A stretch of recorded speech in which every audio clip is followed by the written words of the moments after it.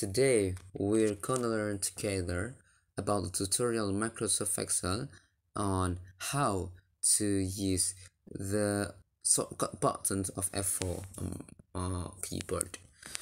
Okay, on this occasion I would like to discuss and explain to you that an important button on Microsoft Excel.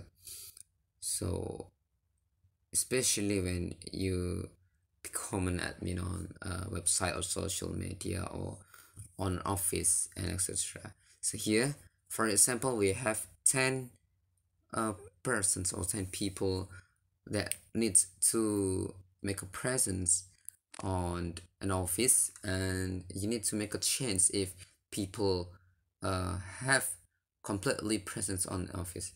Okay, so for example, Andy will have a green color on the cells because he completely has presence on an office. Clara, Echo, Iqbal with the green colors cells means that they completely have presented on the office. And how to do this automatically?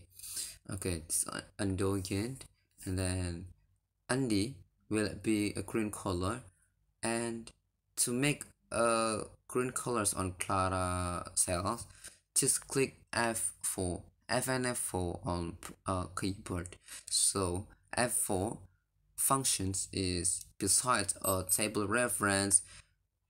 F4 has functions to do the last command that you use on the Microsoft Excel before. It is the last command. So our last command is making Andy cells on the Microsoft Excel to be a green color. So if you click or press the F4 on the keyboard, so Clara or Echo or Gina, Heston, Iqbal, and just click F4 or press F4, so the last command done by you will be automatically done by Microsoft Excel. So if we make a bold command here as our last command, and then you go to the Clara cells or Echo or Gina or Hester or Iqbal, just press the F4 to create a bold or to make it bold and on the cells as last command that we do that we have done.